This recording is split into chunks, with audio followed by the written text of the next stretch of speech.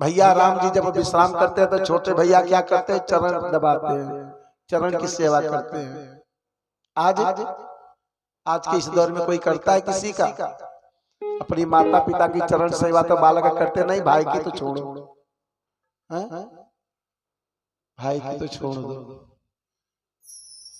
माता पिता की चरण सेवा नहीं करते पुत्र।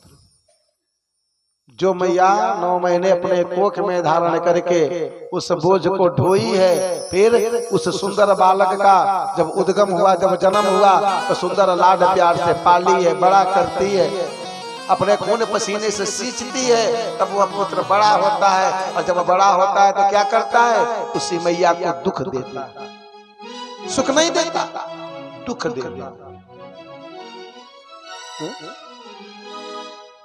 दुख किस प्रकार के होते हैं? अनेक प्रकार के दुख होते हैं। कटु वचन बोलना, प्रताड़ित करना, मारना। अरे यहाँ तक पुत्र अपनी मैया को घर से बाहर निकाल देते हैं।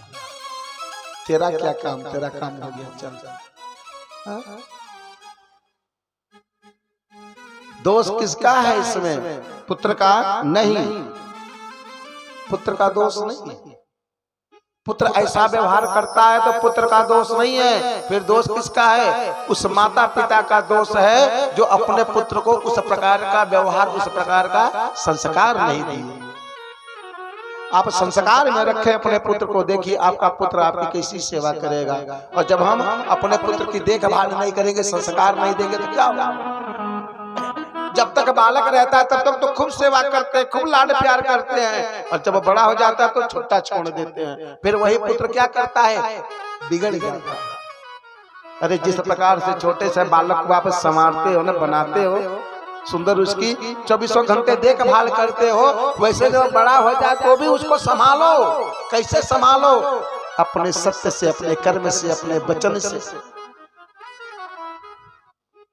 उसको संभालना पड़ता है। और नहीं तो बिगड़ जाने के बाद फिर हाथ में नहीं आता है। केवल मैया का इतना ही धर्म नहीं होता कि पुत्र छोटा है तो सेवा करो, जब अपने पांव पे खड़ा हो गया तो उसकी सेवा बंद करो, नहीं। उसको व्यवहार बताएं, शिष्टाचार बताएं, संस्कार बताएं, आदर्श बताएं, तब वह बालक करेगा।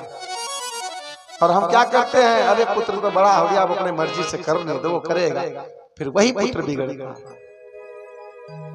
तो दोष किसका? मैया का है, माता पिता का है, पुत्र का दोष नहीं है जो ऐसा प्रताड़ित करता है। क्यों? आपने वैसी शिक्षा नहीं दी, आपने वैसा ज्ञान नहीं दिया, आपने उसको वैसे उस संस्कार में रखा नहीं, और सुख की कामना करते हैं।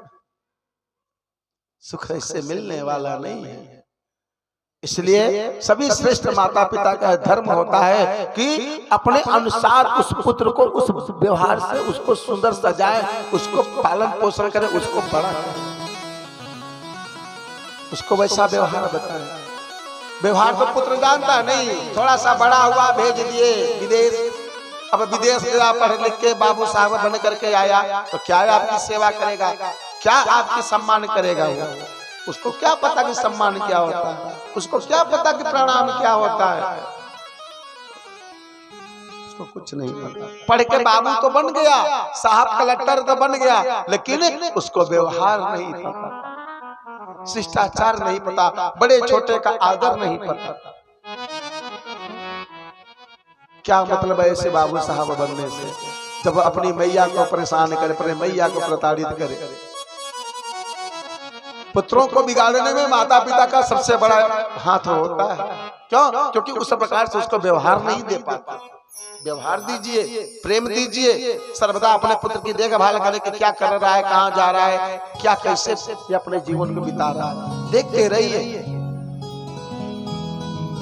जब तक हमारे अपने पुत्र को देखेंगे नहीं, उसका ध्यान नहीं रखेंगे, तो पुत्र तो बिगड़ेगा ही बिगड़ेगा। आज राम जी की चरण सेवा लक्ष्मण जी कर रहे हैं। कब? रात्रि में जब विश्राम होता है तब। फिर प्रातः काल होता है, दोनों भैया उठ करके जाते हैं, गुरुदेव के श्री चरणों में प्रणाम करते हैं, और प्रणाम करने के बाद में दोनों भैया राम और लक्ष्मण इधर उधर टहलने के लिए निकल जाते हैं। कहाँ? वही पुष्प वाटिका है, अमराई बगीचे में निकल जाते हैं घूमने के लिए। इधर महाराज जनक जी को पता चला कि विश्वामित्र जी मुनि श्रेष्ठ आए हुए हैं, तो स्वयं चल पड़े हैं मिलने के लिए। अपनी अवध राजधानी से चल पड़े हैं और आए, और मिथिलापति जनक जी विश्वामित्र जी जहां ठहरे थे औराई बगीचे में आकर के वहां पर गुरुदेव को श्री दंडवत प्रणाम करते हैं। फिर प्रणाम करने के बाद में कुशलता पूछी जाती है।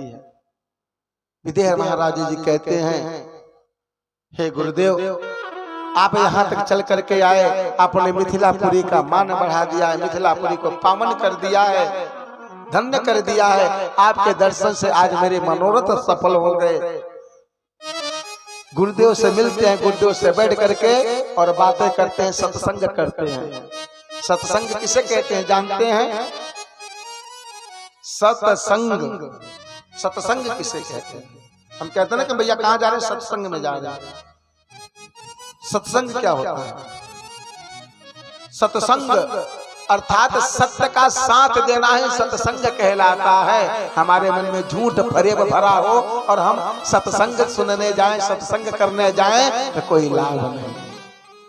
सत्संग में वही जाता है जो सत्य का साथ दे, जो सत्य के राह पर चलने वाला हो, वही सत्संगी कहलाता है।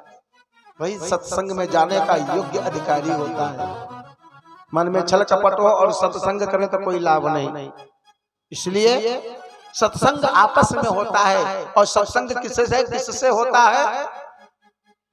दो धर्मात्माओं से होता है।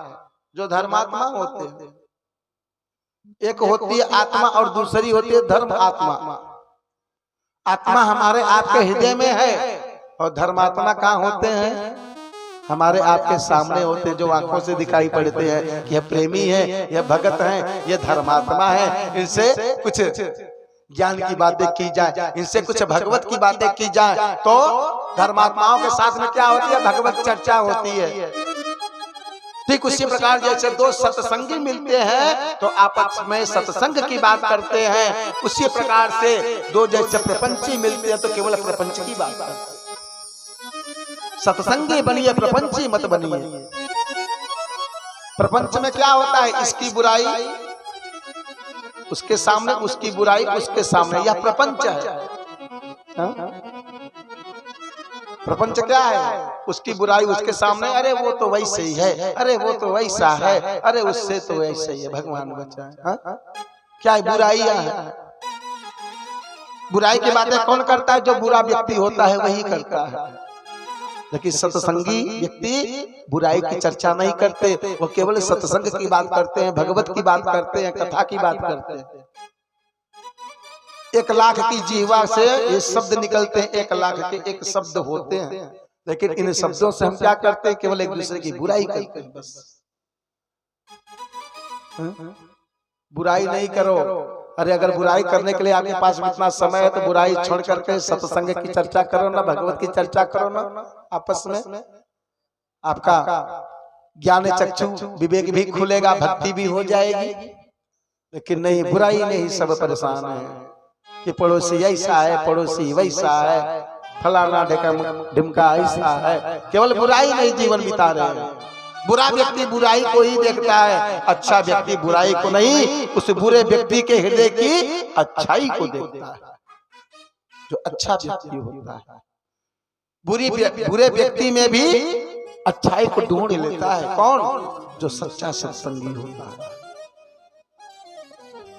ठीक उसी प्रकार से जैसे चंदन में कितनी सुंदर खुशबू होती है, कितनी सुंदर महक होती है, लेकिन चंदन में सांप लिपटे रहते हैं, लेकिन चंदन को असर नहीं होता है। उसी प्रकार से जो सत्संगी, जो अच्छा व्यक्ति है, वह बुरे व्यक्ति के बुराई से मतलब नहीं रखता है। उसके हृदय में कौन सी अच्छाई है, वह अच्छाई को जानना चाहता है, अच्छाई को ग्रहण करता है।